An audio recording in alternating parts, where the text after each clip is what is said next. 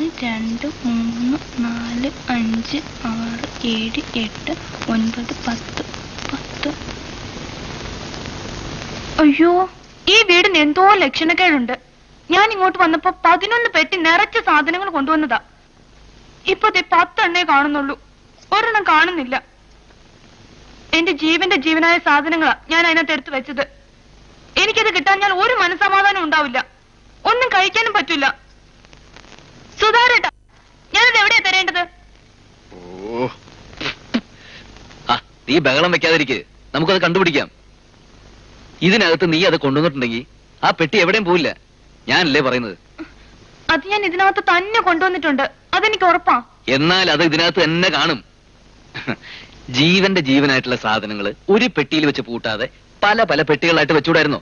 എന്നാൽ അതിങ്ങനെ ഒറ്റയടിക്ക് കാണാതാവുമായിരുന്നോ? അപ്പൊ എന്റെ പെട്ടി കാണാതായതിന് സുധാകരേട്ടന് ഒരു വിഷമവും ഇല്ലേ? പിന്നെ വിഷമമില്ലാതിരിക്കോ?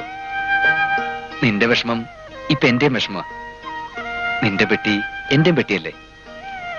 നിന്റെ ജീവന്റെ ജീവനായ സാധനങ്ങൾ എന്റെയും ജീവന്റെ ജീവനായ സാധനങ്ങളാ. പക്ഷേ അതിനിങ്ങനെ ബഹളം വെക്കരുത്. എന്റെ അമ്മയ്ക്ക് ബ്ലഡ് പ്രഷർ ഉണ്ട്, എന്റെ അച്ഛന്റെ ഹാർട്ടും വീക്കാ. ആ പെട്ടി കിട്ടിയില്ലെങ്കിൽ എന്റെ ഹാർട്ടും വീക്കാവും. എന്റെ ഹാർട്ട് വീക്കാവുന്നതിൽ സുധാകരേട്ടന് ദുഃഖം ഉണ്ടെങ്കിൽ ആ പെട്ടി കണ്ടുപിടിച്ചതാ. തീരാറായെങ്കിൽ ബാക്കി ഞാൻ ചെയ്തോളാം. പുഷ്കലാക്ഷിക്ക് ഇന്ന് ലീവ്. ഞങ്ങൾക്ക് ഹൃദയകുമാരുടെ വീട് വരെ ഒന്ന് പോണം.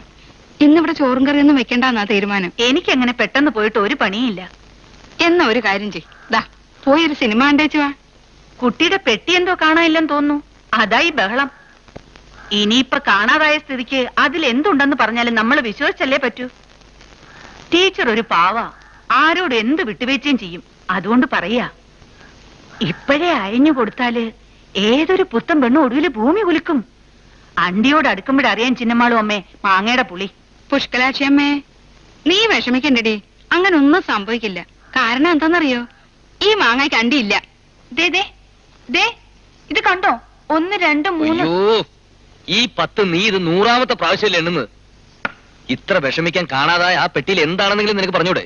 എന്റെ കോടിക്കണക്കിന് ഉറുപ്പിയാ. എന്താ ഉണ്ടാക്കി തരാൻ പറ്റുമോ? എടീ, നമ്മുടെ കല്യാണം ഇന്നലെ കഴിഞ്ഞിട്ടുള്ളൂ. എന്ന് വെച്ചിട്ട് പോയത് പോട്ടെ എന്ന് ഹൃദയകുമാരിക്ക് നഷ്ടപ്പെട്ടാൽ എന്താ അല്ലേ? അങ്ങനെ ഇപ്പൊ ഞാൻ ആർക്കും താണു കൊടുക്കുന്നില്ല. അതാരോ മനഃപൂർവ്വം തട്ടിയെടുത്തതാ.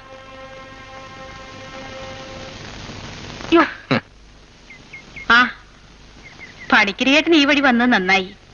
ഞാൻ ഇപ്പൊ അമ്പലത്തിൽ നിന്ന് വന്നേ ഉള്ളൂ. എല്ലാം മംഗളാവാൻ വേണ്ടി സുധാകരനെ ഹൃദയ